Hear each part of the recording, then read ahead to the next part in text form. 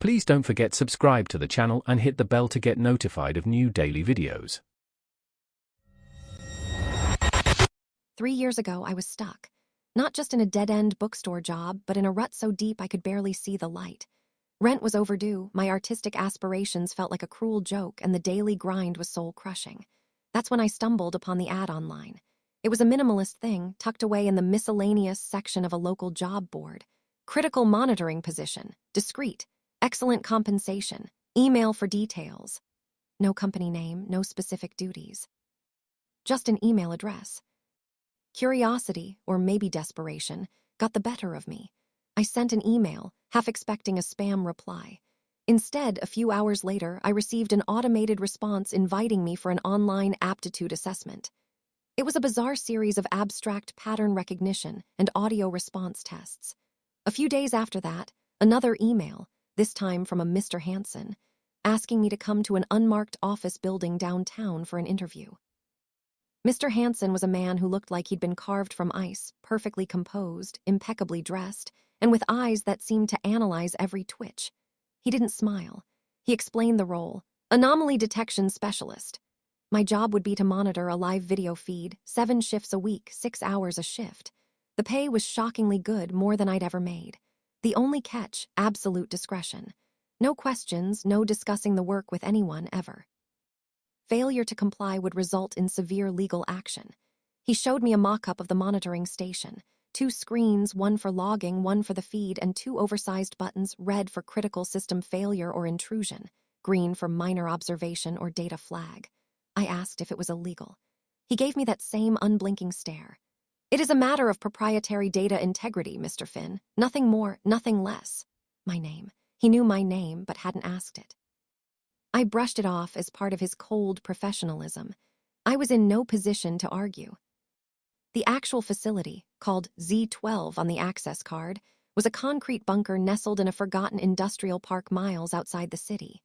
A security guard, a burly man named Schaefer, barely grunted at me as he buzzed me through. Inside, it was a maze of identical, sterile corridors. My monitoring station was a small, soundproofed room with no windows, just like the mock-up. The right screen was a simple black-and-white terminal for logs. The left screen, the one that mattered, showed a live feed of a vast, dimly lit server room. In the center, under a single, flickering fluorescent tube, sat an old, imposing server rack. Its identification plate read Unit 734 Alpha. It hummed, a low, constant thrum that became the soundtrack to my life. For the first week, nothing happened. The feed was static. The hum was constant. I logged no anomalies detected for hours on end, feeling like a high-paid babysitter for a really ugly appliance. I started talking to the screen just to hear my own voice. "What are you, Unit 734 Alpha?" I'd whisper. "What exactly am I watching?" The server, of course, offered no reply. Then, on my 8th shift, something flickered. Not on my screen, but on Unit 734 Alpha itself. A series of amber status lights, usually a steady pattern, pulsed in an erratic sequence, almost like Morse code, before reverting to normal. My heart gave a little jump. I leaned closer. I logged it. Minor power fluctuation, irregular light pattern on Unit 734 Alpha. I pressed the green button, my first observation. It happened again the next day and the day after that. The flickers became more deliberate, more patterned. Sometimes a high-pitched whine would emanate from the feed, too faint to be a true audio anomaly, but just enough to make the hairs on my arms stand up. I started dreading my shifts, a knot forming in my stomach. This wasn't just a machine. It felt like it was reacting, responding. Then came the text. Unit 734 Alpha had a small, old-school amber LED display panel on its front, usually blank. One shift, it flickered. Not with system information, but with random characters. A G, then an H, a J, garbled nonsense, but it wasn't supposed to show anything. It was a relic of an older system, I assumed. I logged it, my hand trembling slightly as I pressed the green button. Was it failing? Or was it trying to say something? The text fragments grew more frequent, more insistent.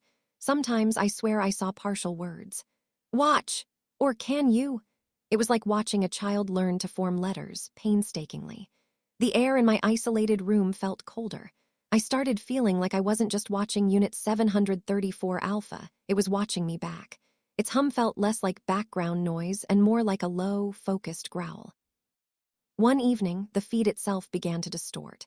Brief flashes of static, not a signal issue on my end, but on the camera capturing Unit 734 Alpha. And through the static, a faint, elongated whisper just beyond the reach of understanding, like wind through dead leaves. I gripped the desk, my knuckles white. I was sweating despite the chill of the room. I wanted to hit the red button to scream for Schaefer, but I was terrified of what would happen if I did. Mr. Hansen's cold eyes flashed in my mind. No questions. I was staring, mesmerized and horrified, as the feed cleared.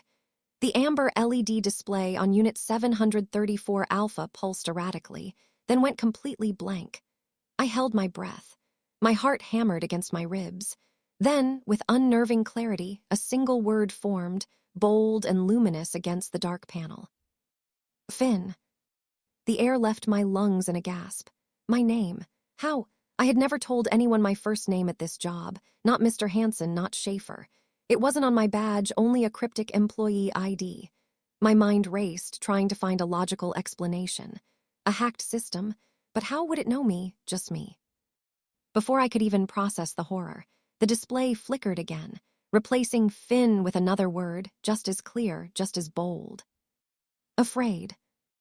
I recoiled, stumbling back from the monitor, nearly knocking my chair over. It wasn't just my name. It was my deepest, most private fear, the one I'd nursed in the quiet hours of the night, the fear of being trapped, of everything falling apart, of being utterly alone. I had thought it, felt it, countless times while watching that silent server rack, pouring my anxieties into the empty room, but never spoken it aloud. And Unit 734 Alpha knew. With a guttural yell, I lunged forward and slammed my palm down on the red button. It clicked with a hollow thud, the light blazing crimson. I wanted out. I wanted it to stop. I wanted to burn the whole facility down. Eventually, Schaefer arrived, looking annoyed. He took one look at my panicked face, then at the monitor, which now displayed only the constant, humming server. The amber display was blank. "What's the emergency, Finn?" he grumbled, using my name with a normalcy that felt utterly alien. I babbled, stammering about the display, the messages, my name, my fear. He just shrugged, scratching his head. "Looks normal to me, Finn, you seeing things." They let me go that night. Mr. Hansen called me an hour later, his voice as smooth and emotionless as ever. He said I was not suited for the delicate nature of the work. He reminded me, in chilling detail, of the non-disclosure agreement I'd signed, the penalties for speaking a single word about Facility Z12 or its contents. I'm breaking it now because I have to, because I can't shake it. I'm out of that job, but I'm not free. My laptop sometimes shows random character strings flickering across the screen when it's supposed to be off. My phone occasionally emits a faint, high-pitched hum that only I seem to hear. I feel a persistent prickle on the back of my neck, the sensation of being observed. I know it's illogical, but I can't shake the feeling.